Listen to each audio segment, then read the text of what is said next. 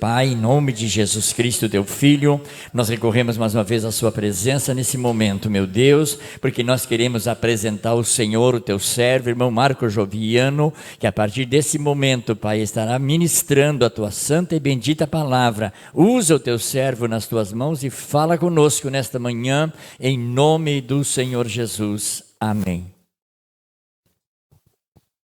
Louvado seja o nome do nosso Deus. Eu cumprimento a igreja com a paz do Senhor, amém? Sentai-vos, irmãos. É uma alegria muito grande.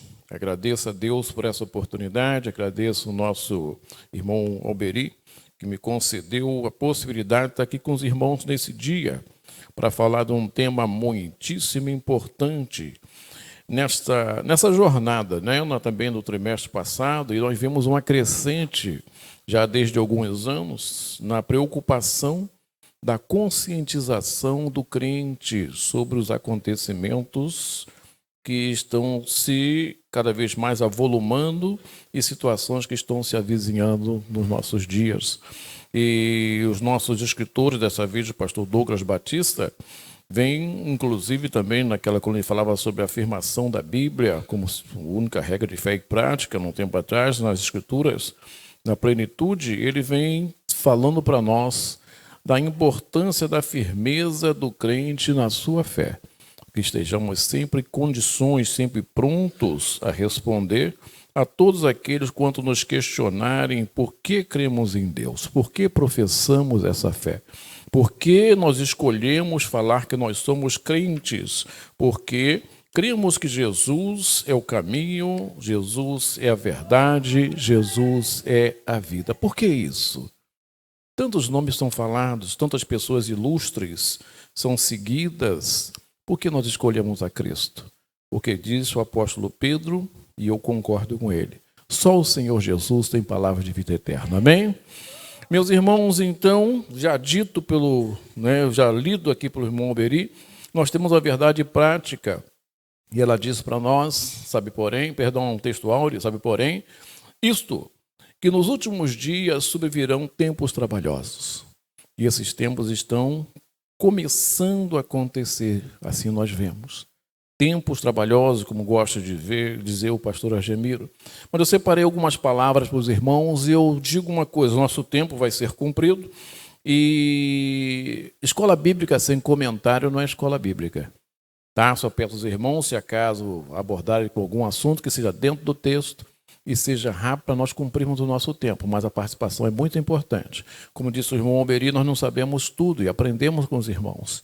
E esse aprendizado é importante e este é o momento de crescimento. É o momento que nós aprendemos com os irmãos aprendem conosco e Deus vai inspirando e abençoando a todos nós, ok? Então estejam tranquilamente à vontade. Levanta a mão, a gente concede a palavra e assim cede. Certo, tá bem? Meus irmãos, eu separei como palavra-chave progredir. Nós estamos falando em progressista. Então é caminhar para frente, ou marchar para frente, avançar, prosseguir, estamos falando marchar, tornar-se maior ou melhor, está progredindo, tá? Está tornando melhor, incorporando coisas novas ou mais modernas, desenvolver-se, crescer, modernizar-se. Então, quando falamos em progredir, nós estamos deixando um estado que nós estamos, seja posição geográfica, seja comportamento, seja visão, e passando uma outra posição. Então, progredir. Nós vamos também falar em ressignificar, que é atribuir novo significado a algo, a alguém, está relacionado ao processo, né, de dar novos significados a conhecimento da vida, a partir da mudança de percepção do mundo. Então, vamos falar em ressignificar também. Relativismo é o conceito de que os pontos de vista não têm uma verdade absoluta, né? Uma validade de interesse. Ela não é aquele ponto. Pode ser que, depende da situação, depende da posição e assim vai. Então, relativismo. Quando falamos em ortodoxia, doutrina ou sistema teológico implantado como único e verdadeiro pela igreja. Então esse é o nosso sistema único, ortodoxia, verdadeira. A igreja acredita naquilo, segue aquilo, prega aquilo. Então, nós vemos teísmo, afirma a existência de um único Deus, de caráter pessoal e transcendente, soberano do universo e em intercâmbio com a criatura, conosco, reage conosco. O teísmo aberto, que vamos ouvir falar também, consiste numa prática teológica onde são retiradas algumas das principais características de Deus. Quer dizer, a onisciência, a onipotência e a onipresença. Né? Essa corrente é também conhecida por teologia da abertura ou abertura de Deus. Então, Deus até que existe, é único, mas não tem todo esse poder assim. E o antropocentrismo é o pensamento filosófico que coloca o homem como um indivíduo central para o entendimento do mundo. Então, o homem é o dono de todas as coisas. Então, eu começo, meus irmãos, dizendo que isso que nós vemos hoje já era uma coisa que já estava sendo anunciada. Nós vemos que Deus se revela ao homem progressivamente. Deus se revela a sua criação aos poucos. Tendo Deus formado o homem, a sua imagem e semelhança, Deus fez o homem para se relacionar com ele. O homem, conforme diz a Bíblia, foi feito pouco menor que os anjos, e então nós somos a coroa da criação.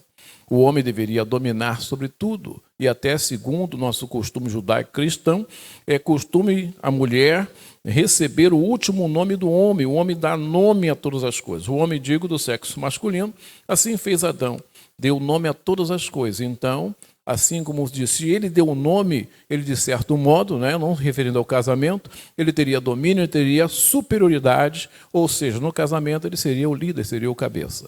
Então, por isso, algumas coisas nós temos o nosso costume, é incorporado por nós. Por que se tenta tirar isso? Eu já vi, inclusive, um casamento onde o homem assumiu o nome da mulher. Algumas observações não estão sendo feitas, isso crentes. Não é que sejamos melhores, nós somos seguidores do costume judaico-cristão. Algumas coisas estão sendo mudadas aos poucos, nós não estamos percebendo isso aí, mas temos que atentar para esse tipo de coisa. Então, estando o homem no jardim do Éden, dominando sobre tudo, veio aquilo que já está acontecendo. O inimigo veio e plantou coisa na cabeça do homem. Por que você não pode mexer naquilo? Porque Deus não quer. Por que Deus não quer? Porque ele falou que não. Porque ele falou que não. Não sei, mas ele disse que não. Como é que você vai fazer um negócio que você não sabe o que é? Como é que você guia uma coisa que você não sabe para que serve? Simplesmente ele não quer que você mexa, que ele quer mandar na sua vida, mas você não tem livre-arbítrio. Você não pode fazer o que você quer. Você não é dono disso aqui tudo. O homem falou, é mesmo, é verdade, é verdade, é verdade. E começou a história da humanidade por aí. O homem se desligou de Deus porque queria ser independente. E esse engano continua, meus irmãos. Depois de passado um tempo, Deus escolheu Israel através de Abraão, e era para ser uma nação santa, separada do pecado, santa, e também uma nação missionária. Falhou no seu propósito também, pela independência. Quis ser independente. Quis fazer conforme o conselho dos ímpios. E nós, prosseguindo, então, entrando na nossa lição, temos que tomar cuidado para que isso não aconteça conosco também. Nós temos uma série de Balaãos por aí. Lembra da postura de Balaão? Balaão era um homem que era ungido, a palavra dele tinha validade. Mas ele se desviou da fé. Mas ele ensinou, ele não pôde amaldiçoar o povo de Deus, mas ele ensinou como fazer para o povo se desviar. Então tem muitos, são Balaão, da doutrina de Balaão, assim como a Bíblia diz, atuando em nosso meio. É sobre esse povo que nós vamos falar hoje. Mas eu gostaria de deixar o credo assembleando, meus irmãos. Cremos em um só Deus, eternamente subsistente em três pessoas, Pai, Filho e Espírito Santo. 2. Na inspiração verbal da Bíblia Sagrada, a única regra infalível de fé normativa para a vida e o caráter cristão. No nascimento virginal de Jesus, em sua morte vicária e expiatória, em sua ressurreição corporal dentre os mortos e sua ascensão vitoriosa aos céus. Na pecaminosidade do homem, que o destituiu da glória de Deus, e que somente o arrependimento e a fé na obra expiatória e redentora de Jesus Cristo é que o pode restaurar a Deus. Na necessidade absoluta do novo nascimento pela fé em Cristo e pelo poder atuante do Espírito Santo e da palavra de Deus para tornar o homem digno do reino dos céus. 6. No perdão dos pecados, na salvação presente e perfeita e na eterna justificação da alma, recebidos gratuitamente de Deus pela fé no sacrifício atuado por Jesus Cristo em nosso favor, pela fé em nosso favor. 7. No batismo bíblico efetuado por imersão do corpo inteiro, uma vez só, em águas, em nome do Pai, do Filho e do Espírito Santo, conforme determinou o Senhor Jesus Cristo, na necessidade e na possibilidade que temos de viver em santidade mediante a obra expiatória e redentora de Jesus no Calvário, através do poder regenerador, inspirador e santificador do Espírito Santo, que nos capacita a viver como fiéis testemunhas do poder de Cristo. 9. No batismo bíblico com o Espírito Santo, que nos é dado por Deus mediante a intercessão de Cristo, com a evidência inicial de falar em outras línguas conforme a sua vontade. 10. Na atualidade dos dons espirituais distribuídos pelo Espírito Santo à igreja para a sua edificação, conforme a sua soberana vontade. Na segunda vinda do pré-milenial de Cristo, em duas fases distintas. Primeira, invisível mundo para arrebatar a sua igreja, fiel da terra, antes da grande tribulação. Segunda, visível e corporal com sua igreja glorificada para reinar sobre o mundo durante 1000 anos. 12, que todos os cristãos comparecerão ante o tribunal de Cristo para receber a recompensa dos seus feitos em favor da causa de Cristo na terra. 13, no juízo vindouro que recompensará os fiéis e condenará os infiéis. E 14, na vida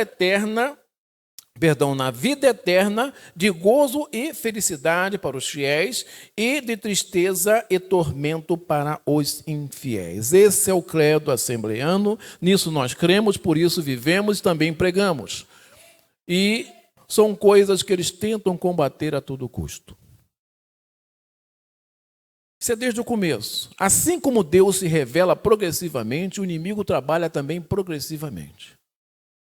Estamos falando sobre o espírito da Babilônia, não local Babilônia, localidade geográfica, mas aquele comportamento que nasceu conforme Babel, rebeldia.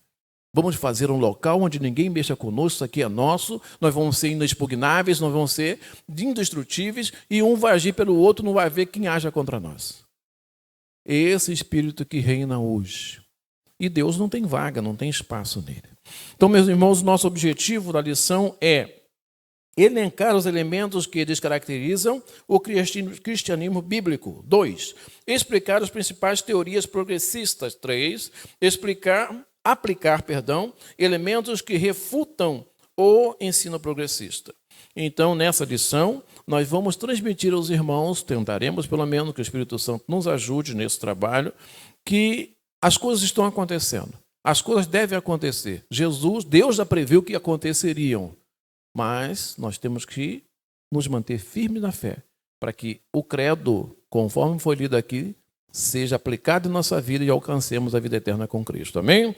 Meus irmãos, na introdução nós temos aqui, nessa lição, veremos que os ensinos progressistas enfraquecem a autoridade da Bíblia. Suas heresias propagam que as Escrituras contêm erros, que Deus não é soberano e que o sobrenatural é um mito, ou seja, isso não existe, uma história contada. São indiferentes à doutrina bíblica do pecado, relativizam os valores morais e defendem a necessidade de ressignificar a fé cristã. Por conseguinte, seus ensinos progressistas resultam na descaracterização do cristianismo bíblico. Nesta oportunidade, verificaremos alguns de seus heréticos conceitos e os meios espirituais pelos quais a igreja deve resistir aos seus efeitos maléficos. Então, se nós não nos resistirmos, se não, na verdade, não soubermos qual é a razão da nossa fé, começa por aí. Façam uma diferença aqui, meus irmãos, entre adoração e blá, blá, blá, ou um comportamento estranho. Adoração não é louvor. E louvor também não é simplesmente cantar. Adoração é submissão, é sujeição, é inclinar-se, é ajoelhar-se, é submeter-se à autoridade de Deus. E se eu faço isso, então eu sei a quem eu sigo. Eu sei a quem eu pertenço. Eu sei o que eu busco. Eu sei o que eu procuro. Então eu conheço o meu Deus. A adoração é saber que Deus está me vendo de dia, de tarde, de manhã, de tarde, de noite. A adoração é saber que se eu não agradar o meu Senhor, eu serei rejeitado. Então gera temor. Isso é adoração. E quem tem essa visão, meus irmãos, rejeita todas as coisas que são acessórias e pega a principal, que é Cristo. Essa é a nossa visão, a visão cristã. Meus irmãos, o tópico 1 diz: descaracterização do cristianismo. 1. A deterioração moral. A expressão bíblica últimos dias faz alusão ao período anterior à volta de Cristo, sendo retratado como um tempo extremamente difícil. Está em 2, vimos aqui, né, em 2 Timóteo, na nossa leitura em classe. O apóstolo Paulo alerta que o comportamento humano estará associado à impiedade caracterizada pela profunda degradação moral. Nós também já lemos. Por isso, a lista paulina é uma discriminação da escalada dos pecados na sociedade. O enfraquecimento da doutrina bíblica e o relativismo, que não aceita norma moral absoluta, ou seja, tudo é relativo. Instigam a má conduta da humanidade, ou causam dúvida. Nós não temos dúvida em quem nós temos crido. Eu sei em quem eu tenho crido. Essa é a diferença. Mas aqueles que não sabem quem crê, eles são levados por vento de doutrina. Eu sei em quem tenho crido. Então não adianta querer instigar, porque no final, se o que bateu ali for com um contraste, for uma coisa diferente da doutrina bíblica, ela não serve para nós. A Bíblia é referência. É isso que eles querem fazer, tirar a Bíblia como referência. Se eu não tenho uma referência, eu ando para um lado, eu ando para o outro. Se eu tenho uma referência, eu traço um ponto de visão, deixando as coisas que para trás ficam, prossigo para o alvo que é Jesus. Mas se eu não tenho uma referência, eu fico igual a palha ao vento. O atual e alarmante crescimento do pecado é uma indicação de que já vivemos esses últimos dias. Não obstante, apesar das investidas heréticas, a Bíblia nos adverte a viver em santidade em qualquer época da jornada cristã. Ou seja, mesmo em tempos difíceis. Mesmo que a sociedade possa me oferecer alguma coisa, mesmo que é anormal, todo mundo faz. Mas isso aí é tão pequeno que nem Deus se incomoda. Mesmo nesses tempos, eu tenho que andar em santidade. Ou seja, separado das coisas pecaminosas, das coisas que causam tristeza em Deus, das coisas que fazem desligamento entre mim e o Senhor. Amém? O segundo diz, a erosão da ortodoxia. Alguém pode ler para mim, por favor?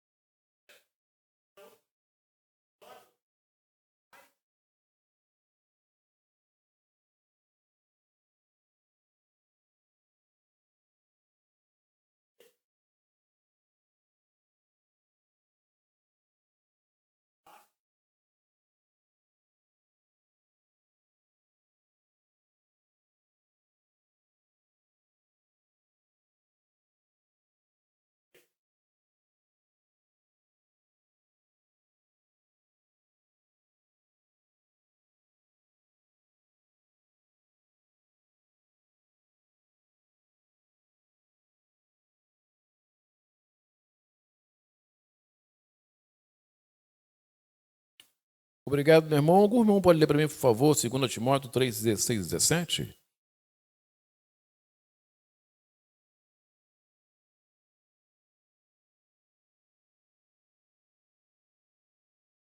Alguém?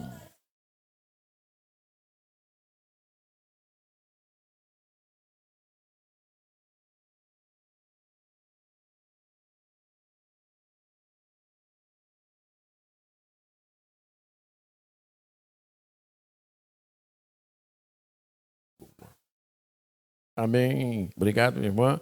Então, meus irmãos, quem transforma dito aqui? É o Espírito Santo que inspirou as Escrituras. É o Espírito Santo que atua no meio entre nós. É o Espírito Santo que faz a transformação. Se nós deixamos aquilo que nós lemos, a ortodoxia, aquilo que a igreja aprendeu do Senhor, trouxe para nós por tradição, se nós abandonarmos, nós abandonamos os princípios que agradam a Deus. O Espírito Santo do Senhor não tem liberdade entre nós. Então, não tendo liberdade entre nós, nós estamos andando sozinhos, segundo a nossa vontade, feito um barco à deriva. E Deus não tem parte conosco. Dessa forma, não há modificação de comportamento, transformação de caráter. O que transforma o caráter do crente não é o crente virar santinho, ficar bonzinho. Não, nós estamos na luta diária. A santificação é diária, é um progresso, é um processo diário. E sim, a presença do Espírito Santo do Senhor. Mas se nós não temos parte com Deus, Deus simplesmente vai ficar olhando. Muitas vezes, meus irmãos, nós deixamos de aproveitar as coisas que Deus escreveu e deixou para nós. Porque nós queremos coisas novas, inventar coisas. Mas o nosso Deus, ele é eterno. Deus não reconhece futuro, Deus não reconhece passado. A realidade diante de Deus é um eterno presente. Deus conhece o hoje, assim como conhecia o ontem, conhece com clareza amanhã. E nós queremos criar coisas. Mas como é que Deus deu para ele uma coisa e não deu para mim? Porque Deus sabia que eu faria mau uso daquela coisa. E sabia que aquele não faria mau uso. Então eu vou ser preterido pela minha postura, pelo sentimento do meu coração. Porque Deus conhece o amanhã, assim como conhece o hoje. Amém?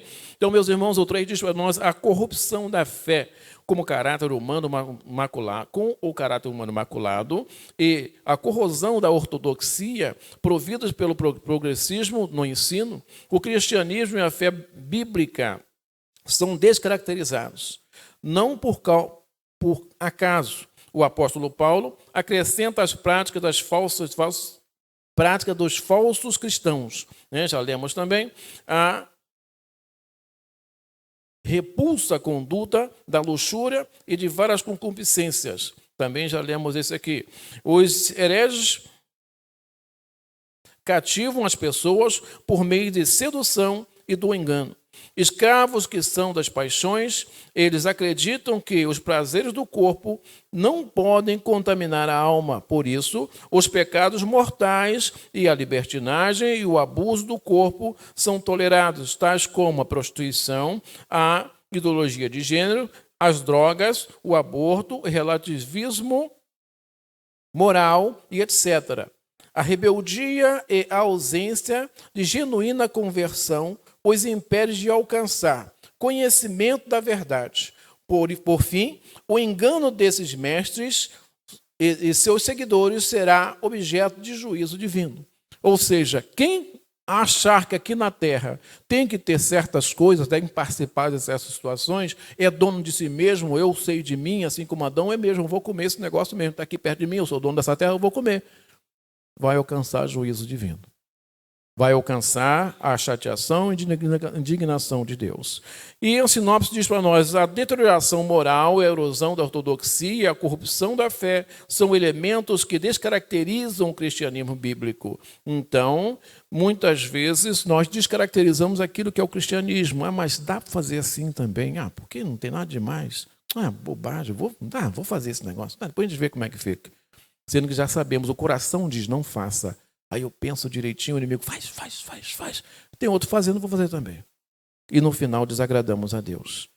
Nós devemos prestar atenção nesse tipo de coisa, porque Deus colocou no nosso coração aquilo que é correto através do Espírito Santo do Senhor.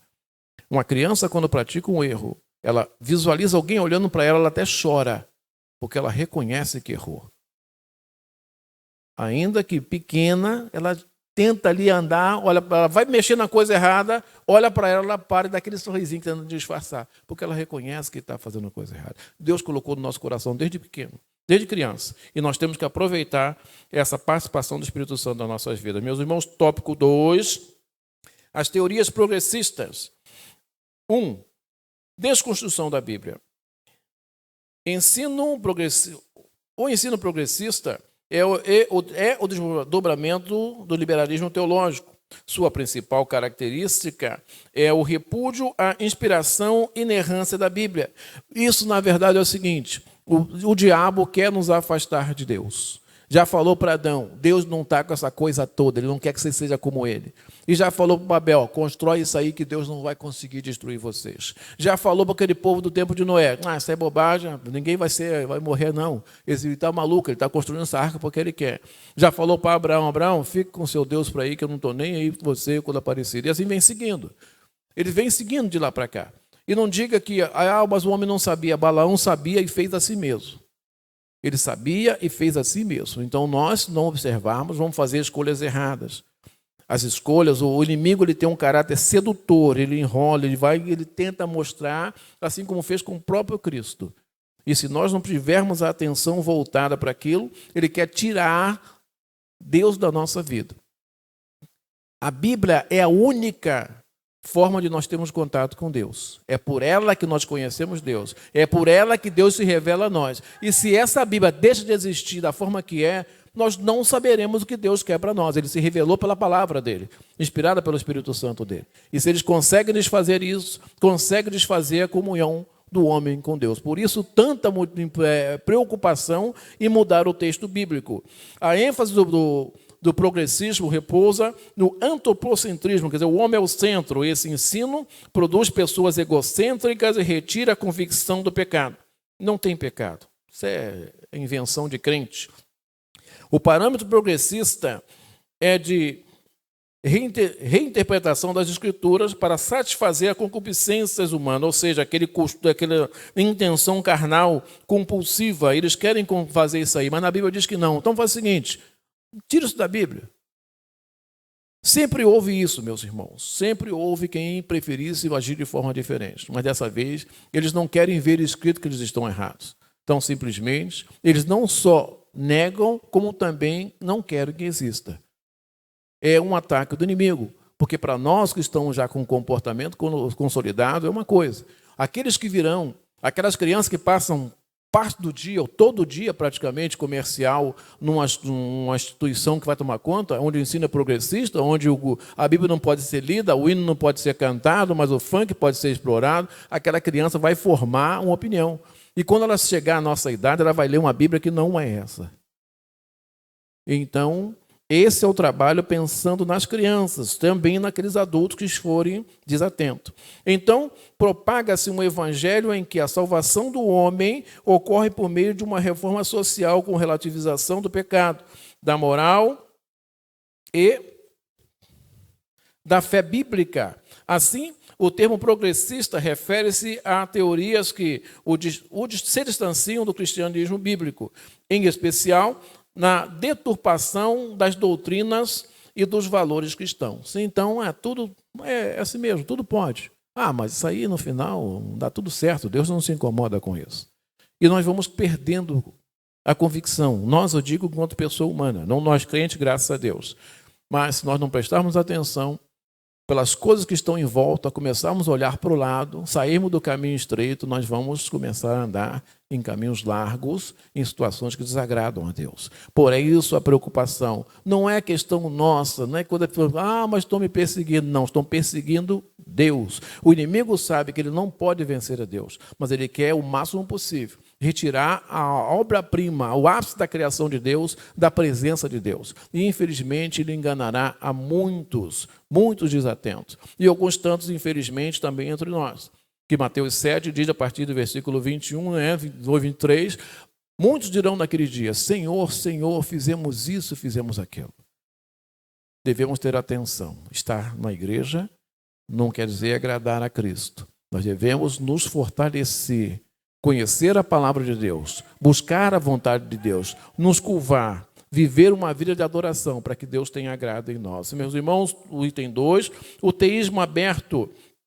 Outra corrente da teologia liberal progressista é o ensino do teísmo aberto. Nessa teologia, Deus é limitado, então não sabe todas as coisas. Não conhece o futuro em detalhes. Não exerce o controle absoluto sobre o universo e nem sobre a vida humana.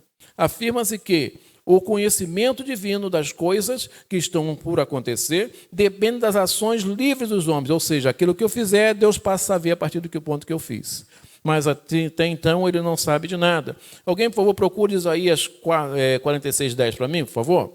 Então, dos homens, rejeita-se o conceito de presciência em que Deus sabe todas as coisas antecipadamente. Nessa heresia, Deus foi surpreendido pelo pecado no Éden e forçado a redesenhar a história. Essa ênfase extremada nas decisões do homem sacrifica a soberania bíblica, soberania de Deus, e a autolimitação divina anula o que a Bíblia ensina sobre a queda e a corrupção do gênero humano, afetando assim a doutrina da providência divina e da presença do mal moral no mundo. Logo, embora seus postulantes não reconheçam publicamente, a conclusão é bem lógica. Se Deus não é soberano, então não faz sentido orar a Ele. É um Deus que não é soberano. Alguém achou para mim, por favor, Isaías 46:10?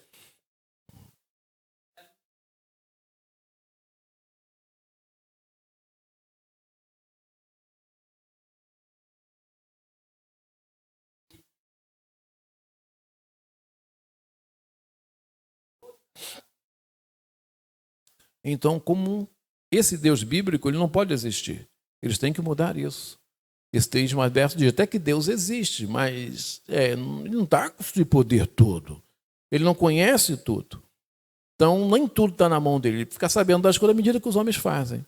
Eles querem que nós deixemos de não adorar a um Deus, buscar um Deus que não sabe de nada. Se ele não sabe de nada, então vou me submeter a um Deus que não pode me ajudar de coisa nenhuma. Com isso, meus irmãos, eles começam a dizer que isso aí, vamos ver aqui na próxima, essa demitologização, é um nome bem bonito, a teoria da demitologização da Bíblia. Em 58, Rudolf Bultmann propôs um programa de demitologização do texto bíblico. O mito é uma história de caráter religioso que não tem fundamento na realidade, a que se destina a transmitir um conceito de fé. Para esse teólogo alemão, havia mitos na Bíblia e era preciso separá-los da verdade. Nesse pensamento, o céu e o inferno, a tentação e os demônios, a possessão demoníaca, passam a ser vistos como mitológicos. Até a doutrina da concepção, nascimento virginal e a promessa da vinda de Cristo são classificados como mitologia. Nessa teologia, a Bíblia só é crível, só se pode crer, se dela forem extirpados os milagres, os sinais e outras revelações sobrenaturais. Em oposição a esses disparates, ratificamos que a Bíblia é a verdadeira, plena e a Bíblia é a verdade plena de Deus, atestada pelo Espírito Santo, sustentada pela história e confirmada por milhões de pessoas alcançadas pela fé em Cristo. Ou seja, eles querem simplesmente descaracterizar. Se Jesus não ressuscitou dentre os mortos, a minha fé é vã, é isso que diz o apóstolo Paulo no 1 Coríntios capítulo 15. Então, simplesmente, não é Bíblia. Eles querem tirar a gente do contato com Deus. Se Jesus não nasceu de morte, nasceu de forma virginal de Maria, então era uma mulher comum. Não houve atuação do Espírito Santo de Deus. Se não houve atuação do Espírito Santo de Deus, ele é um homem como eu. E no final, ele não era filho de Deus. E no final, ele morreu e ficou na sepultura. Era mais um daqueles que apareciam e pregavam coisas, eram mortos e ali ficava. Mas ele ressuscitou, glória a Deus. Não sei o que diz o apóstolo Paulo. Mas se ele só serve para nós nessa vida, nós somos mais miseráveis de todos os homens, porque nós cremos num Deus, num Jesus que pregou, foi um homem de caráter sem retoque, foi um homem que foi sacrificado, mas uma morte que resultou na sepultura e podridão. Eles querem descaracterizar esse tipo de coisa. Tirando os mitos, Lázaro não reviveu. O filho da viúva de Naim não reviveu. Jesus não andou sobre as águas. Aquelas coisas não aconteceram. E são essas coisas que sustentam a nossa fé. Essas coisas que fazem a diferença entre nós e Deus. Deus é Deus, nós somos homens. E cremos que o nosso Deus, Ele é soberano. E pela soberania dEle, Ele sempre vai nos abençoar, vai cuidar daquele que crê, Ele vai ouvir a nossa fé, a nossa petição, segundo a nossa fé. Mas se eu tenho dúvida, assim como Adão manifestou dúvida, eu me complico. Eu fico numa situação difícil. Deus não admite dúvida. Lembra que Pedro, enquanto estava fiel, ele firme, ele caminhou sobre as águas, mas quando ele duvidou, ele afundou? É isso que o inimigo quer fazer. Ele quer causar barulho, ele quer causar movimento, de maneira que a gente se distraia e deixe de seguir a Deus com fidelidade e com a fé que nós devemos ter. Entramos, meus irmãos, no tópico 3, que diz aqui para nós, refutando o ensino progressista. 1. Reafirmando a autoridade bíblica. Em refutação ao ensino progressista, é indispensável reafirmar a doutrina da inspiração divina, verbal e plenária da inerrante palavra de Deus. É o nosso credo, não é isso? E validar o princípio do sola escritura. Né? Nós temos também o sola fide, só a escritura, só a fé, princípios falados por Martinho Lutero, naquele tempo da Reforma Protestante, que ele combatia as práticas da época. Então, só a Escritura que salva, só a palavra de Deus, sola fide, só a fé, solo Cristo, só Cristo. Só Cristo poderia levar ao que era quem conduzia o caminho, a verdade e a vida, era ele próprio, pela vida dele, pelo comportamento dele, que levaria nós a Deus. Então, Martinho Lutero já se preocupava em sair lá na Reforma Protestante. Instituído na Reforma, que estabelecia a Bíblia como a única regra infalível e autoridade final de fé e prática. Nessa direção, Lutero advertia sobre a necessidade de distinguir, separar, entre o que foi entregue por Deus nos textos sagrados e o que foi inventado pelos homens no contexto da prática da tradição romana na Idade Média. Lembra aqui, então, de Josué 24:15. Pode fazer o que quiser, porém eu e minha casa serviremos ao Senhor. Essa diferença ele já queria chamar a atenção. Armínio, por sua vez, alertava que a perfeição das Escrituras é solapada quando sua verdade é negada ou reinterpretada. Desse modo, a autoridade bíblica é ratificada, ou seja, confirmada, quando se oferece resistência à presunção das ideologias humanas em acrescentar ou retirar alguma coisa das Escrituras. E a Bíblia diz que maldito será aquele que acrescentar ou que retirar alguma coisa da palavra de Deus. Item 2, ensinando as doutrinas bíblicas. A grande comissão confiada à igreja, a nós, os filhos de Deus, os crentes, os remidos, os lavados, os que recebemos a tarefa, aqueles, meus irmãos, que são lavados, remidos, que foram consagrados, se consagraram a Deus, eles receberam a tarefa. Todo aquele que passa a ser abençoado, ungido, como somos ungidos, temos um novo nascimento, assim como era Israel, temos que ser separados do pecado, glorificando a Deus e sendo missionários. Todo crente é missionário. Então, são coisas que nós temos que guardar e que Deus espera que nós façamos. Consiste em fazer e ensinar discípulos. Compreende uma ordenança proclamadora e um mandamento educacional. A incumbência é tanto formação quanto de transformação do indivíduo. Então, transformação pelo poder do Espírito Santo, pelo ensino da palavra, por lavagem da palavra, por água limpa, mas pelo poder do Espírito Santo de Deus. É responsabilidade da igreja evangelizar o mundo e ensinar as doutrinas bíblicas. Se nós nos calarmos, eles não saberão. Eles vão fazer pressão, mas se nós não falarmos, eles não saberão. É obrigação nossa. Muitos já morreram para essa palavra chegar até nós. No primeiro século, muitos foram jogados para as feras, muitos foram crucificados, muitos foram rasgados pelo meio, muitos foram arrastados pelo chão, muitos sofreram queimaduras, foram mortos queimados para chegar até nós. E é nossa obrigação continuar esse trabalho que Deus deixou nas nossas mãos. A responsabilidade, então, é da igreja. Em vista disso, Paulo exorta a necessária dedicação ao ensino. A atividade é essencial para instruir, expor e corrigir o erro. Algumas vezes a pessoa não sabe, como disse aquele eunuco a Felipe, como vou saber se ninguém me ensina? Não é isso?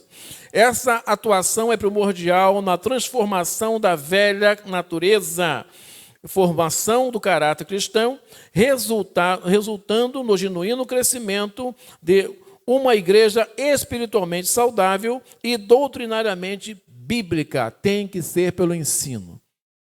Se não for pelo ensino, a igreja vai criar rituais. Eu vi igreja que tem rituais judaicos até agora. Só faltava sacrificar animal. Mas tinha aqueles utensílios, tinha uma série de coisas. Parecia até que eu estava vivendo naquele tempo que eles voltaram do cativeiro, coisa parecida. Então, já saímos disso. A lei continua. Só que o sacrifício não mais. Aqueles utensílios não significam mais a mesma coisa. Eles tudo apontavam para Cristo. Agora nós temos Jesus. Então não precisamos mais daqueles utensílios, daquelas coisas que eles usavam antigamente. O candelabro era Cristo, a luz do mundo. O pão de propiciação, Jesus é o pão da vida. Então nós temos uma série de coisas que antigamente eles praticavam, mas hoje nós só temos que seguir a Jesus. Ele sintetizou tudo nele. Então o crente tem que ter essa sabedoria, só pelo ensino, enfatizando a santificação, sem a qual, segundo diz Hebreus, ninguém verá a Deus. O fortalecimento da autoridade bíblica e o aprendizado das doutrinas cristãs precisa estar atrelados a uma vida de santidade. Não adianta, meus irmãos, não adianta falar, não adianta pular, não adianta rolar, se não houver santidade. Separação do pecado, já chego a Deus. Deus não tem compromisso com aqueles que não têm compromisso com eles.